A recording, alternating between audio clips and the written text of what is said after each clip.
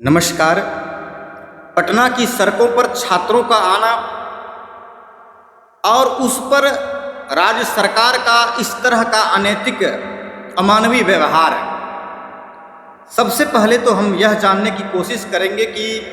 जो छात्र अपने माता पिता की मेहनत की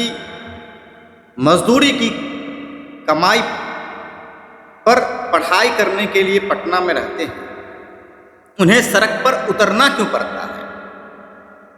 तो उसका एकमात्र कारण यह होता है कि बहुत सारे छात्र ऐसे होते हैं जिनके पास इतना लंबा समय नहीं होता है कि वह 4 साल 5 साल 10 साल तक उस पढ़ाई को जारी रख सके। लेकिन इस डिजिटल युग में भी बिहार सरकार की ऐसी रवैया है कि उसका एक भी जो परीक्षा होता है वह 4 साल 5 साल 10 साल से पहले क्लियर ही नहीं होता है,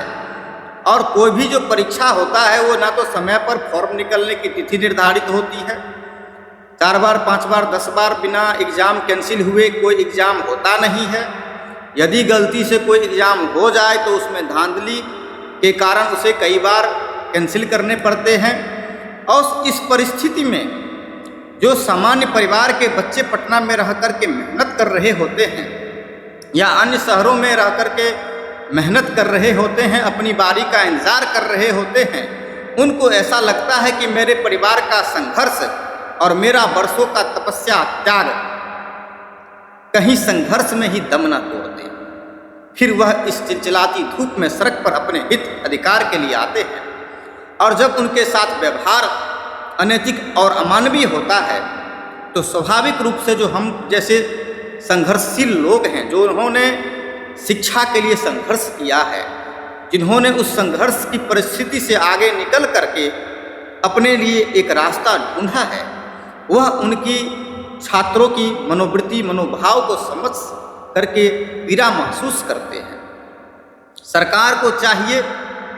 कि जो उनकी मांग है क्या वह जायज़ है या नाजायज़ है। तो यदि कोई परीक्षार्थी परीक्षा उचित समय पर करवाने की मांग कर रहा है तो स्वाभाविक रूप से यह मांग जायज़ है, इसमें कहीं कोई संदेह की बात नहीं है। तो अति शीघ्र जो भी इस तरह की शिक्षा व्यवस्था में कुव्यवस्था फैली हुई है, तो माननीय नव निर्वाचित शिक्षा मंत्री आदरणीय मिथिलेश तिवारी जी से मैं विनम्रतापूर्वक निवेदन करना चाहता हूं कि जो छात्र के हित में निर्णय है, खास करके जो भ्रष्टाचार के कारण अनेक मेहनतकश छात्रों का भविष्य अंधकारमय हो जाता है, उसको मिटाने के साथ साथ ही छात्रों का जो भी परीक्षा होता है उसका एक वार्षिक कैलेंडर बने, जिससे वह अपनी नियमित तैयारी के साथ साथ उस हिसाब से मेहनत कर सकें, और जो मेहनत करें वही उसमें सफल हो सकें। इसके लिए तो सबसे पहले इसका निर्धारण होना अति आवश्यक है। निर्धारण होने के साथ साथ उसका पालन हो,